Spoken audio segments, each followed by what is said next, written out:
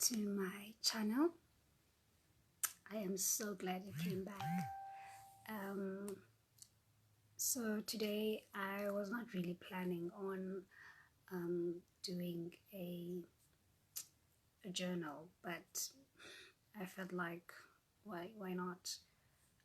It's a chilled afternoon and don't really have anything to do, and I just thought, let me just come and have a conversation with people, but actually have a conversation with myself, if that even makes sense. So today I'm not really going to go back or continue with what I spoke about on my last video, but I am actually going to go through the stages I have spoken about, but I'm not going to go with sequence when it comes to them. Now and then I'm going to touch on them depending on what is on my mind at that time. If I feel like there's a stage now that I want to speak about, then I'll go back to it. But today I want to speak about the time when I had ills, that I did not understand. And even when I go to see a medical doctor, they could not really explain. And I'm not going to go through all of them, because some of them I still have, right? Because I am still like in the process of becoming, and they are still there.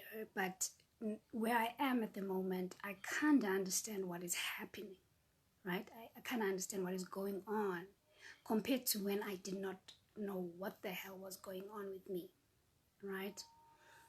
So I remember one morning, this was like in 2010, I think I was doing my son's laundry, right? And I felt this pain on my spine.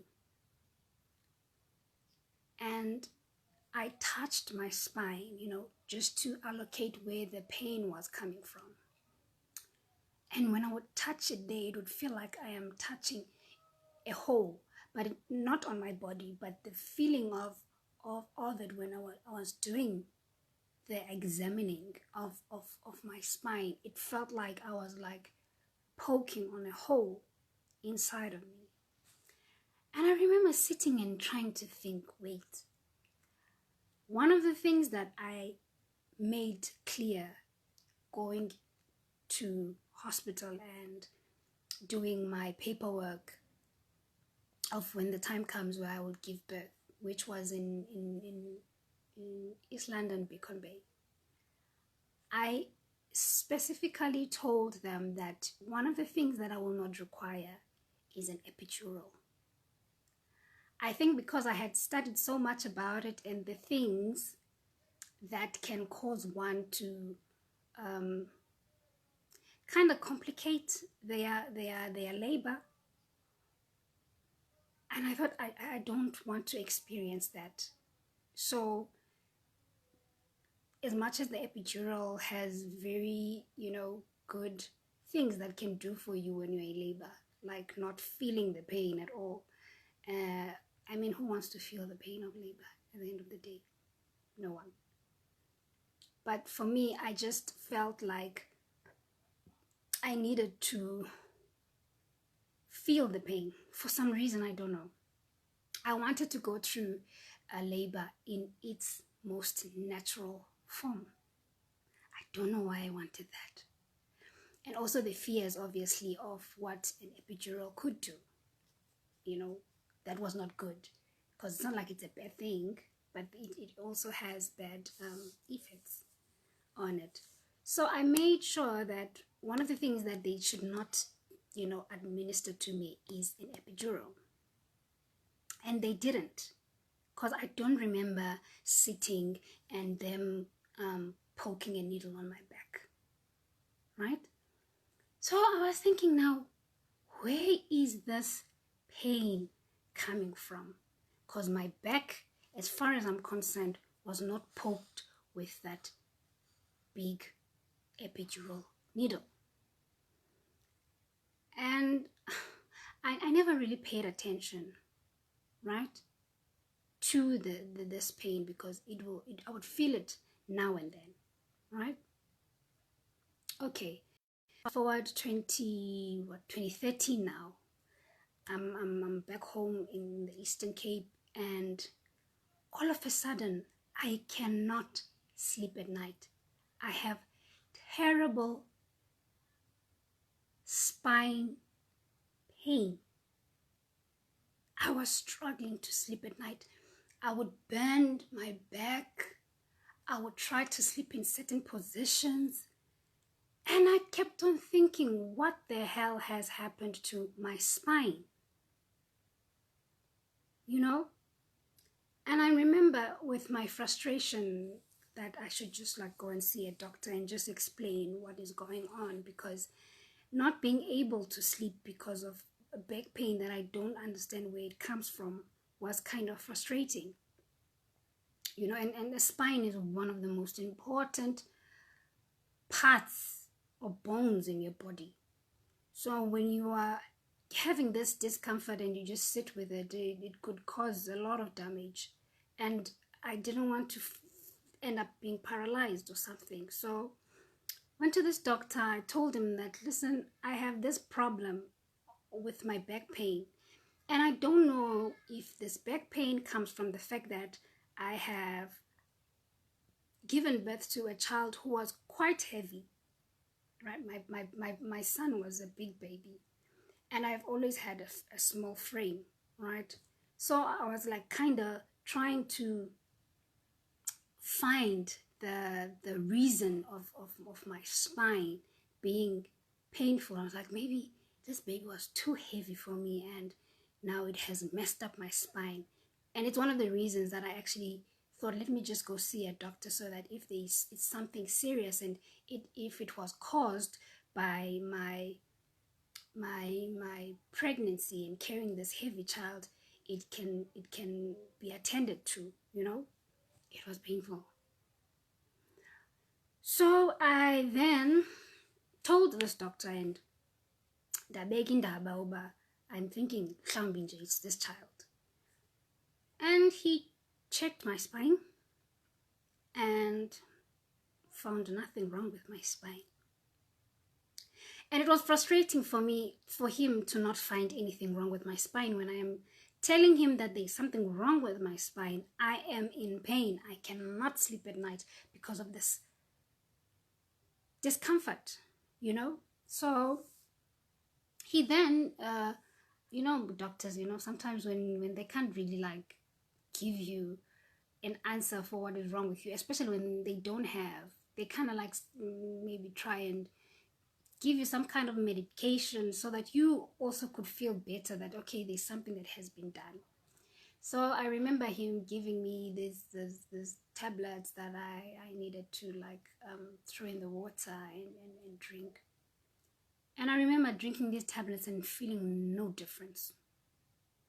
On top of that, on my right side, I think, or on my left side, on my upper left side of my shoulders, I had this sensation that was disturbing. The feeling of this sensation on my upper back was disturbing. I did not like what I was feeling, right?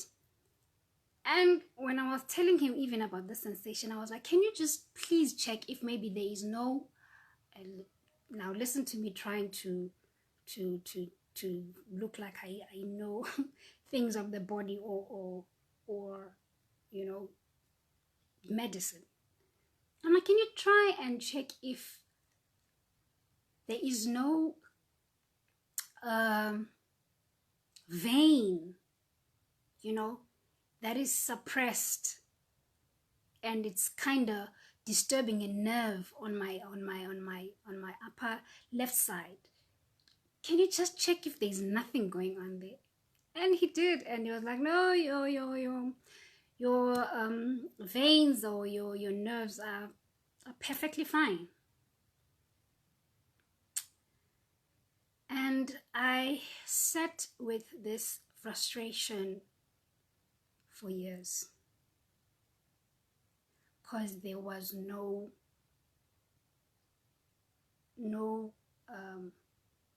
solution.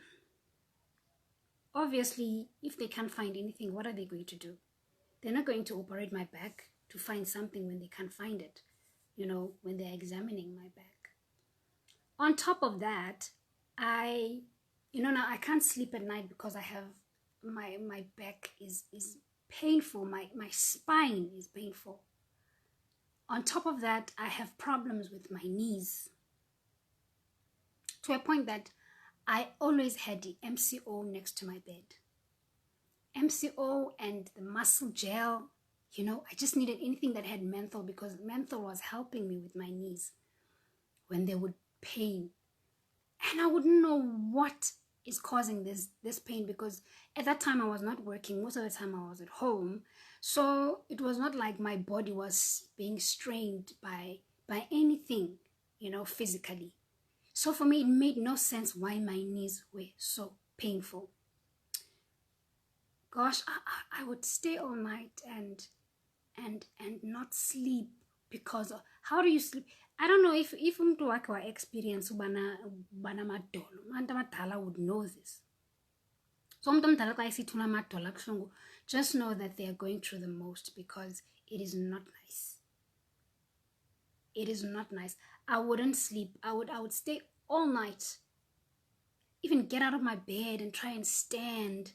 Ndingazazi uba mandithini. And I would even hear birds, in the morning. And I would think, where did the night go? Because I had been awake the whole night. If it's not the knees, it's my legs. They're aching. If it's not my legs, it's my feet. They're aching. And I'm like, oh, ndiyagula man. Qha andizazi uba ndigula yintoni. And this is the scary part now. Sometimes my feet, my toes to be precise, would start turning over each other. Nje espacing. They would literally turn over each other and I would see them doing that. Very painful thing ever. And I would try and try, especially bones. I would try and try and remove uponzi from the other toe to get uponzi on its position. Now most uponzi has el tambuli hamba nalo, where I could literally see el tambuli pageme when uponzi wami senza lento. And I would try and bring it back to its position, and I would rub my toe, my toes, just to get them back to, their and this was painful and scary. And scary because, why would your toes do that? Who is turning them? To a point that I thought maybe there's some witch, doing stuff to me through a voodoo doll or something. And the painful part is that I could not really talk to someone about this or explain to somebody because when even through a medical doctor not really knowing what, because to me it made me feel like I sounded crazy. And mind you, at that time, I have my understanding of spirituality. Church is my only refuge when you don't have a solution from the doctor. I was never someone who would think of consulting, because I think now, had I been someone who was very aware of, I was aware. Let me not lie. I was aware of a person finding solutions through a traditional healer. But because I could not relate with that, it never crossed my mind. And I will not even say it's because I was raised in a family who was not practicing such things. I mean, my grandmother was umgoma. You know, as much as I did not know, this I was not aware of. I only found out about this in 2017. I never knew that my grandmother was. But had I been exposed to that side of my family, it's one of the things that I was going to easily find being a place of refuge, or finding out what is going on with me. Because my mom she never went to church. Church for my mom was like the most demonic place. She'd be like, I don't know about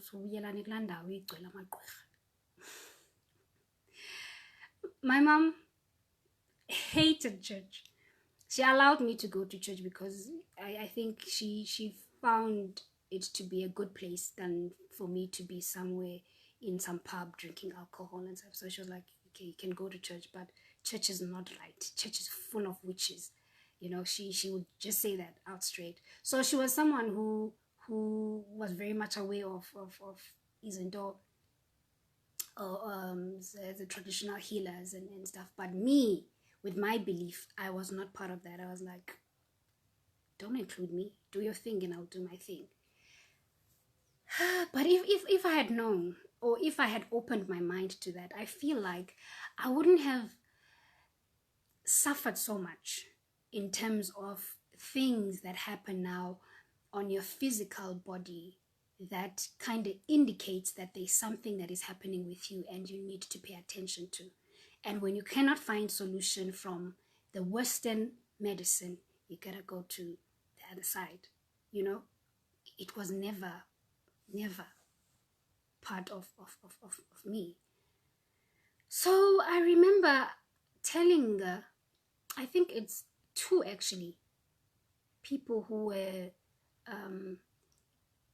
in ministry and operating in deliverance and healing and prophetic ministry. And I remember telling one of these ministers that, you know, I have a problem. And the most thing that frustrated me was my spine. I don't want to lie. The legs and stuff, yeah, they were a problem. But my issue was my spine, because as I said, the spinal cord is very, very, it's a sensitive part, man, of your body. You cannot just, you know. And the thing that made me feel very frustrated too is the sensation that I had on my upper body, on my left side, because it felt like that something was like kind of crawling on my back, right? And I would tell you know, this minister of the word, and I'd be like, no, maybe it's nothing, or they wouldn't even give me a response, which is very interesting. But I will talk about this one day, because I feel like they knew what was going on. It goes back to this thing of, you know, people in church knowing certain things that are of the spirit, but because they have put church in this, especially the charismatic church, put church in this, you know, picture of not paying attention to certain things, don't associate yourself with certain things. Then now when they actually do see that this is beyond us just saying, fire, be healed, but it needs something more than that. You cannot now tell your people that, you know what, you just need to go and see someone who is going to help you with this problem, because me, where I stand, I cannot really do it for you. Just be honest with the person. So, you know, but I'm not there. So they couldn't help me. It was two actually that I actually told about this. So basically, Western medication or Western solution was not for me. And church could not help me. Now I'm alone. I am confused. I am sick. And I have no answer to my problem. You know? And, you know, things like these were things that made me sad most of the time, because I felt like if my mom was still there, even though I know that it's just part of the whole plan of getting me to understand myself as a healer. You know, there are certain things that need to happen to you to bring you to a place of getting this title. You know, there are experiences that you have to go through so you may be able to be this healer that you are meant to be. How do I heal you when I have not experienced what you need healing from? You know? But it did not erase the fact that I needed my mother so much, because had she been there, I think she was going to know what was going on. And because at that time I was desperate to get well.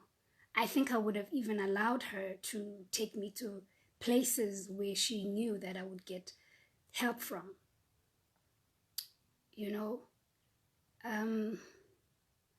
So I am talking about this because when you are getting to this place of the spiritual awakening, this place of bringing out this person that you are supposed to be, there are certain things that happen to you, and some of them are physical and are an indication that you need to pay attention. Then I didn't know. Now we are talking about what,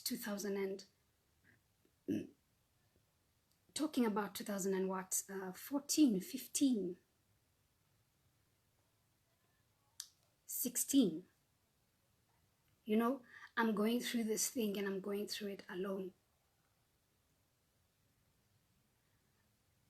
So when I end this video today, because this is where I'm going to end, is sometimes when you are going through something and you cannot find answers to it by the channels that you know, seek out for more channels. Because most of the time, there is a solution for every problem. Makanya. Remember to subscribe, remember to like and comment, and I hope this has been helpful to someone. Makanya.